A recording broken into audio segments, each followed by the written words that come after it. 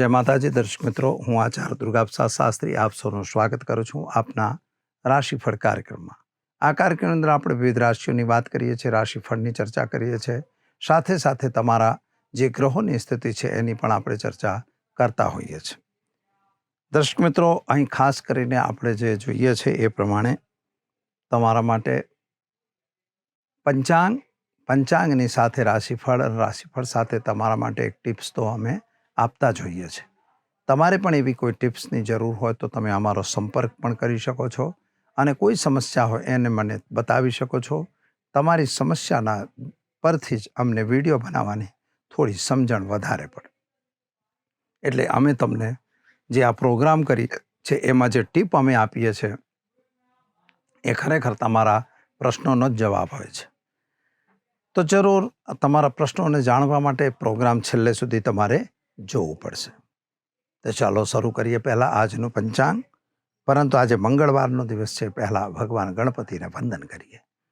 ઓમ ગણાનાં ત્વા ગણપતિગું વવામહે પ્રિયાણાં તામ પ્રિયપતિગું વવામહે નિધિનાં તામ નિધિપતિગું વવામહે વસોમહં જાનિ ગર્ભધમ્મા ત્વં જાસि ગર્ભધમ્મા. ઓમ glue ગણપતય સર્વવિઘ્ન વિનાશકાય નમઃ. ઓમ glue ગણપતય સર્વવિઘ્ન વિનાશકાય નમઃ. ભગવાન ગણપતિ આપણા તમામ વિઘ્નોને દૂર કરે એવી અપેક્ષા સાથે આપણે શરૂ કરીએ છીએ આજનું પંચાંગ. આજે વિક્રમ સંવત 2080, શક સંવત 1945, બી સંવત 2550. તારીખની વાત કરીએ તો આજે 26મી ડિસેમ્બર 2023, મંગળવારનો દિવસ, એટલે ઉત્તર દિશાની યાત્રા માટે વર્જિત દિવસ ગણાય. કદાચ તમારે ઉત્તર દિશાની યાત્રા કરવી અનિવાર્ય હોય તો જઈ શકાય ખરું મિત્રો, પરંતુ એના માટે તમારે ગોળ ખાઈ પાણી પી યાત્રા પર જવું જોઈએ. એનાથી દિશાનો શોધ દૂર થાય છે. આજે જે છે માગસર સુદની પૂર્ણિમા તિથિ છે, એટલે પૂનમ તિથિ છે. વ્રતની પૂનમ પર આજે જ રહેશે. નક્ષત્ર મૃગશીર્ષ છે, જે 22:21 સુધી છે.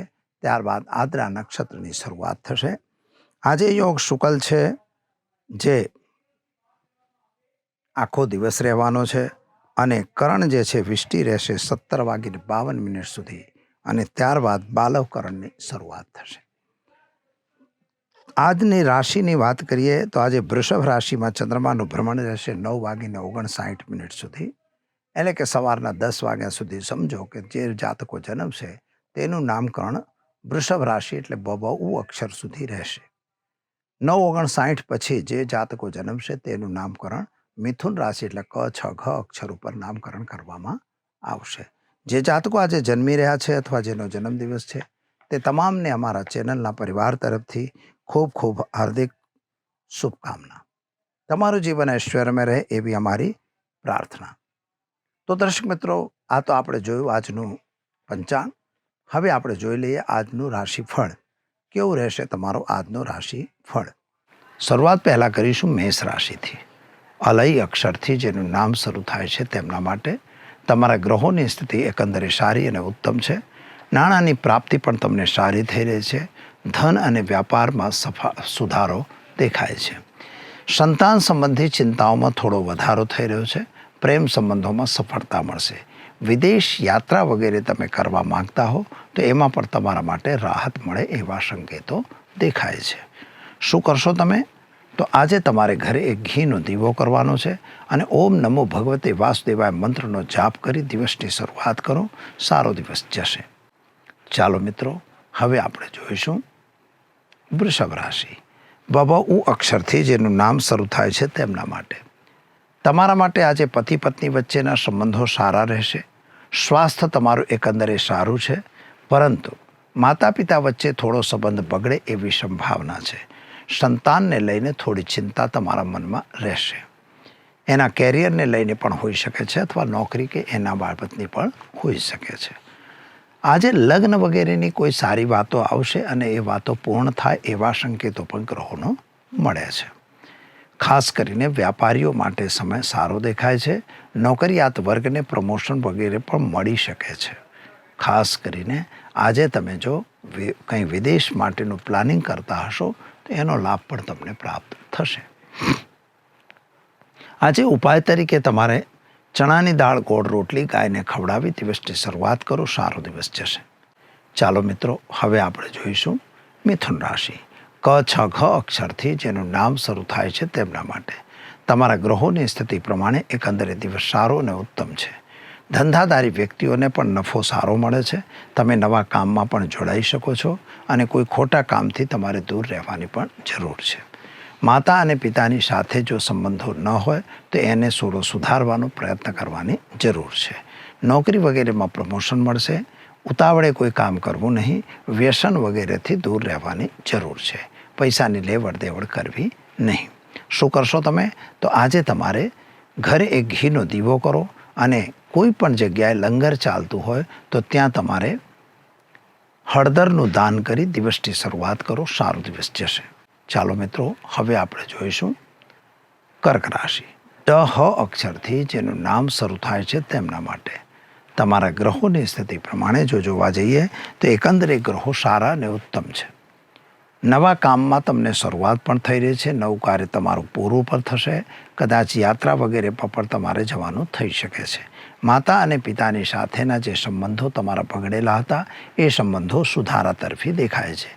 પતિ પત્ની વચ્ચે થોડી ચકચક થઈ શકે છે. જરા સાવધાન રહેવાની જરૂર છે. ઉપાય તરીકે આજે તમારે ઘરે ગુગળનો ધૂપ કરી અને ઓમ નમો શિવાય મંત્રનો જાપ કરી દિવસની શરૂઆત કરો, સારો દિવસ જશે. ચાલો મિત્રો, હવે આપણે જોઈશું સિંહ રાશિ. મ, ટ અક્ષરથી જેનું નામ શરૂ થાય છે તેમના માટે તમારા ગ્રહોની સ્થિતિ એકંદરે સારી અને ઉત્તમ છે. ધંધાદારી વ્યક્તિઓ માટે પણ સમય સારો દેખાય છે. ખોટા માણસોથી જરા દૂર રહેવાની જરૂર છે. સ્વાસ્થ્ય તમારું એકંદરે સારું રહેશે. વિદેશ યાત્રા વગેરેમાં તમને ફાયદો થશે. સંતાન સંબંધી જે ચિંતા હતી એ ચિંતામાં પણ રાહત મળે એવા સંકેતો દેખાય છે. ઉતાવળે આવા પાકતા નથી એ વસ્તુને ધ્યાનમાં ખાસ રાખવાની જરૂર છે. અને કોઈની જોડે પણ પૈસાની લેવડ દેવડ કરવી નહીં. શું કરશો તમે? તો આજે તમે ચોખાનું દાન કોઈ બી શિવ મંદિરમાં આપી દિવસની શરૂઆત કરો, સારો દિવસ જશે.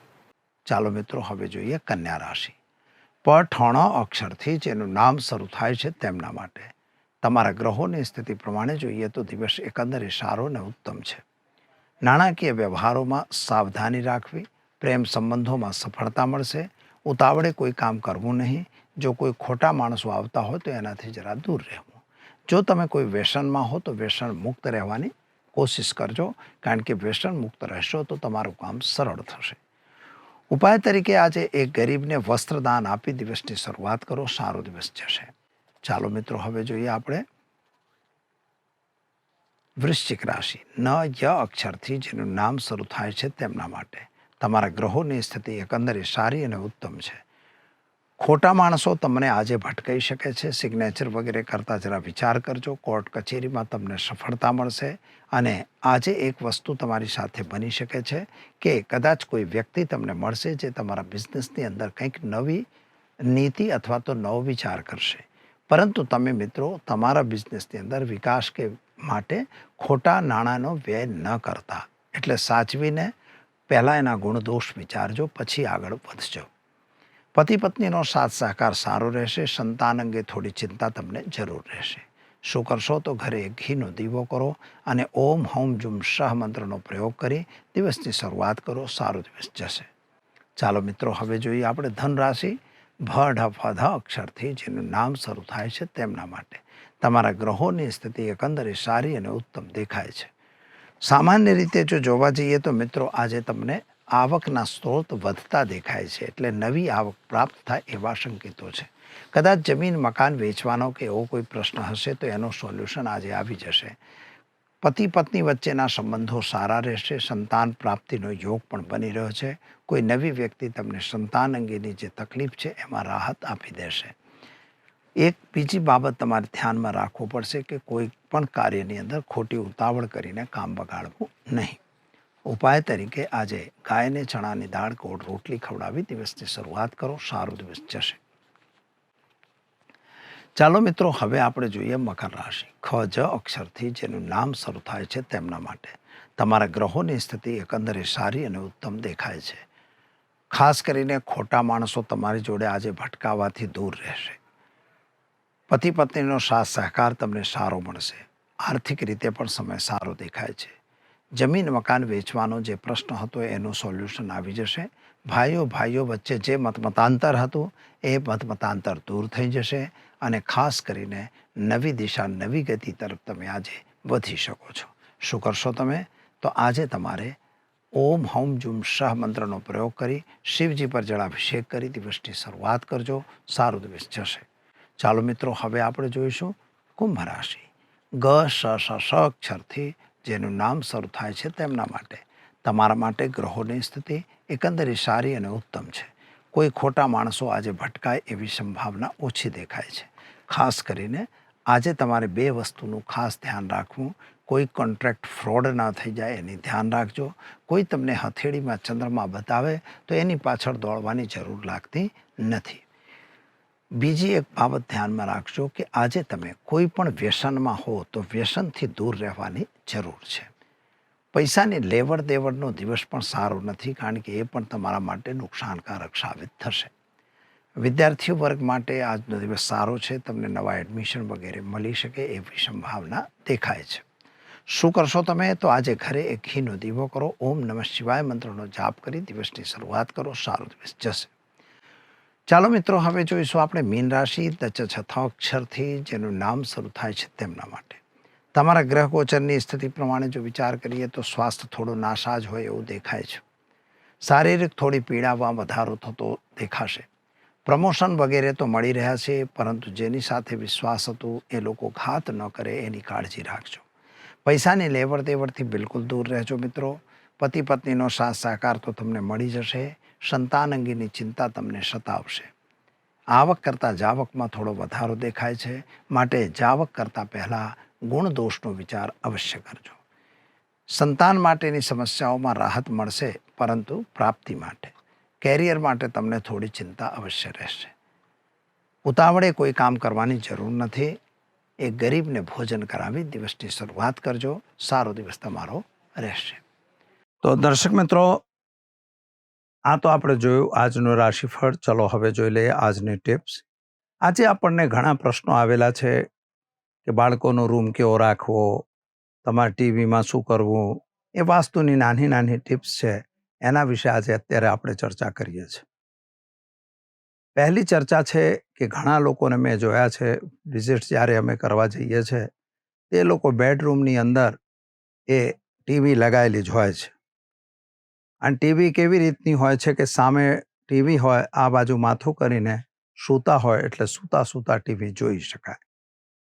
સારું છે, થોડી મહેનત ઓછી કરવી પડે છે, એ બધી વાત સારી છે, કોઈ ખોટી હું નથી કહેતો.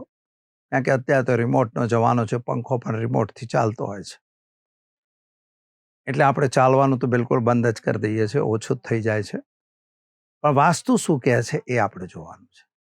જ્યારે તમે બેડરૂમની અંદર ટીવી રાખતા હો અને તમે એમાં સૂતા હો, ટીવી તમે સૂતા જુઓ, પહેલી તો એ ભૂલ છે, ન જોવું જોઈએ. પરંતુ તેમ છતાંય તમે જોયું છે અને ટીવી બંધ કરી દીધી. જ્યારે ટીવી બંધ કરો છો તો એના અરીસાની અંદર તમારા બંનેના ચહેરા, એટલે પતિ પત્ની હો તો બંનેના, એકલા હો તો તમારો, એ ચહેરો અંદર આવતો હોય છે. અને એ અંદર આવે એટલે બંનેના ડિસ્પ્યુટ માટેનું એક કારણ બને છે. એટલે બંને વચ્ચે ડિસ્પ્યુટ ન ઊભા થાય, ખોટી વાટાઘૂંટી ખોટી ન થાય, ખોટી ચર્ચાઓ ઊભી ન થાય, મતભેદો ન ઊભા થાય, એના માટે તમારે ટીવી બંધ કર્યા પછી એના ઉપર કોઈ કપડું પાથરી દેવું જોઈએ. એટલે ટીવીની અંદર આપણો ચહેરો દેખાવો જોઈએ નહીં. બીજી વસ્તુ, જ્યારે બંધ થયા પછી ત્યારબાદ અરીસો મૂકે, ઘણા લોકો અરીસા મૂકતા હોય, અરીસો પણ મુકાય નહીં. કારણ કે જ્યાં સુધી અમે જાગતા હો તો અરીસો બરાબર છે, પછી અરીસા ઉપર કપડું આપણે નાખી દેવું જોઈએ. આ એક નાની ટિપ્સ છે મિત્રો, પણ બહુ કામની ટિપ્સ છે તમારા માટે. બીજું, છોકરાઓના રૂમની અંદર તમે માછલી રાખો, ડોલ્ફિન રાખો, એનો આમ તો ઈશાન દિશામાં જ છોકરાઓનો રૂમ રાખવો જોઈએ. પૂર્વ દિશા કે ઈશાન દિશા પર ઉત્તર દિશા તરફ બેસીને લોકો અભ્યાસ કરે, એનાથી યાદદાસ્તમાં વધારો થાય છે, કારણ કે એ એમની દિશા છે. અને ગુરુ મહારાજની દિશા છે, માટે સૂર્યની છે, માટે બુદ્ધની છે, માટે આ ત્રણેય દિશાઓ આપણા કામની છે. અહીં એક વસ્તુ છે કે ત્યાં તમે બધું લગાવી દો, માછલીઓનું ચિત્ર લગાવો ચાલશે, ઝરણાનું ચિત્ર લગાવો ચાલશે, ઝાડ પાનનું ચિત્ર લગાવો ચાલશે, પરંતુ એની અંદર તમારે મારકૂટવાળા ચિત્રો નહીં લગાવવાના. ઘણા છોકરાઓને મેં જોયા છે કે બેડરૂમમાં એકદમ ધમાધમી લગાવે, સ્પાઈડરમેન ને ફાઈડરમેન આવી બધી ચિત્રો લાગેલા હોય છે. એવું બધું ન હોવું જોઈએ એની અંદર. જે અભ્યાસ કરનાર બાળકો છે એના માટે જરૂરી નથી. ત્રીજી વસ્તુ શું છે કે તમે ત્યાં જ્યારે મૂકો છો ત્યારે અસ્ત્ર-શસ્ત્રવાળા લડનારાઓ બતાવો છો. ત્યાં તૂટેલા ચાકુ કે એવું વસ્તુઓ તમે મૂકી દો છો. તૂટેલા રમકડા કે બંદૂકો એ લોકોને રમવાની આવી હોય એ બધું ત્યાં પડ્યું હોય છે. કે જ્યારે એની ઈચ્છા હોય તો રમે, જ્યારે તો એવું બધું ના હોવું જોઈએ. અંદર કોઈ પણ તૂટલ-ફૂટલવાળી વસ્તુ ના જોઈએ. કોઈ પણ ડેન્જરસ આઇટમ ત્યાં ન હોવી જોઈએ. કોઈ છરી ચપ્પુવાળી કોઈ સીન કે ચિત્ર પણ હોવું જોઈએ નહીં. લડાઈવાળું એવું ના જોઈએ. નાવડી તમે મૂકો વાંધો નથી, પણ નાવનું જે ફેંગ શુઈની સિસ્ટમ છે, નાવ મૂકે છે લોકો, તો નાવનું ચિત્ર મૂકો, પરંતુ ડૂબતી નાવ ન મુકાય. કારણ કે ઘણી વખત ડૂબતી નાવ આપણે મૂકી દઈએ છીએ. એ ખરેખર ખોટું છે. ડૂબતી નાવ ખરેખર ડૂબાડે છે, આવો એક ભાવ આવે છે. માટે આવી વસ્તુ આપણે એમાં રાખવી જોઈએ નહીં.